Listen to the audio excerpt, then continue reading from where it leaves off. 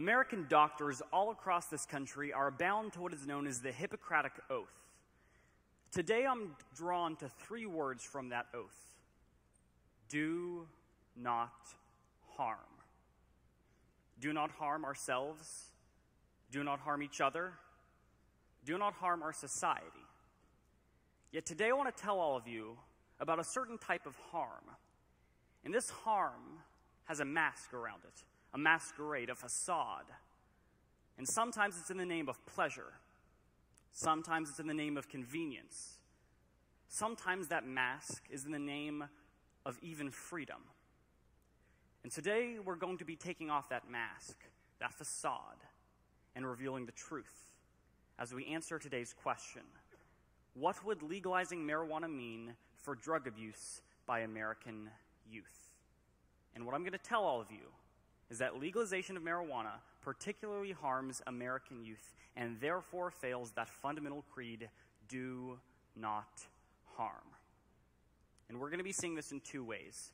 First of all, because the arguments in favor of legalization of marijuana are dead wrong, and secondly, because they are deadly. Let's start with the first issue, that the arguments in favor of legalization of marijuana are flat out dead wrong. Now, don't get me wrong here. I understand there have been decades and decades of public policy research on both sides of the issue, and both of which would probably tell you completely different results. But right now I'm drawn particularly to some words from one of our great friends, Senator Bernie Sanders from Vermont. You see, at virtually every single one of his rallies, Senator Sanders has always told his enthusiastic supporters that we should legalize marijuana because guess what? Marijuana is not heroin. And he's right. Marijuana is not heroin. There is a difference between methamphetamines and heroin and crack cocaine and marijuana. And guess what? We shouldn't legalize any of them. So he's right. But interestingly enough, what he would tell you in those same rallies is that we should legalize marijuana because it isn't the government's job, it isn't the government's duty to tell you and I what we can put in our bodies. But following that line of reasoning, we should legalize heroin or methamphetamines or crack cocaine. But unfortunately, his opinion is not isolated. But luckily, groups like the American Society for Addiction Mediation, Dr. Mark Krauss, Charles Stimson, and the Heritage Foundation have done decades of research on legalization of marijuana. But they not only analyzed this subject specifically, they also took into account its effect on American youth. I'll point you to the example of Colorado. A Colorado study found that there was a 300% increase in marijuana use by American youth. Now keep in mind, Colorado did not legalize marijuana for American youth. Yes, correct. It did not legalize marijuana for American youth. It only did so for those that are over the age of 18. Yet there was still an increase in effect on American youth. But you might be wondering, why does this affect us? How does this affect us personally? Well, I'll tell you about how it's affected me personally. I, surprisingly, do not live in Shawnee, Oklahoma. I'm actually from a much cooler state, Washington. But while Washington is certainly not as hot, it is much more high. Washington was actually one of the first states to legalize marijuana in direct violation of federal law. Now, it turns out just a few blocks, or actually just a few really feet down from our house, our neighbor tried to get a license in order to put a marijuana factory basically right across from our road. And so I had the opportunity to speak before the county council in which I talked about how the dangers of legalizing marijuana outweigh the possible economic benefits. I'll point you to some studies. The National Research Council reported that it sends a dangerous message to American youth because it fundamentally switches the motive, the narrative, that it's okay to consume marijuana as long as you are over the age of 18.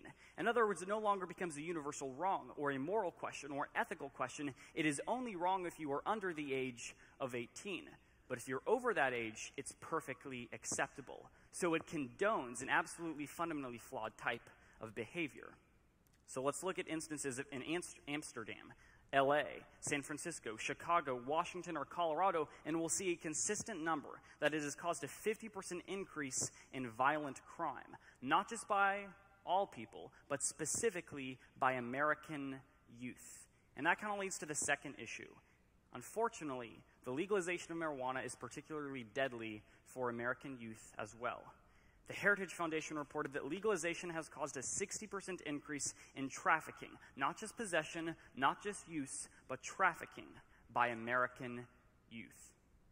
These types of crimes can include burglary, murder, assault, rape, or even things such as driving under the influence, which has also significantly increased since the legalization of marijuana in different jurisdictions.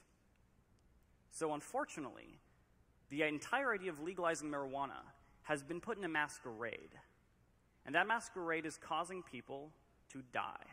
It is causing people and encouraging them sometimes to commit crimes, to commit violent crimes. I need to do nothing else than point you to the example of Matthew, a person who is just probably about 1 year older than me from New Hampshire. You see, Matthew's county council had recently legalized marijuana. Now, Matthew believed that since it was okay, obviously, to use marijuana, it would be okay to take the next step. And so marijuana to him served as a gateway drug. So it started with marijuana, and it went to heroin. And so just a block away from the doors of the county council that legalized marijuana, Matthew was found with a heroin needle stuck in his arm, dead under a bridge. Because his county council, his friends, his society told him it would be perfectly acceptable because we legalized marijuana and said it's no longer a moral or ethical question, it's a question of pleasure and convenience and even freedom. And so I want to close all of you with this idea. Are we protecting the Matthews of our society? Are we upholding that fundamental Hippocratic oath? Because I believe more than just a doctor should take that oath. It is the job of our politicians and our friends and our family and our society to uphold that fundamental promise. Do not harm. Thank you.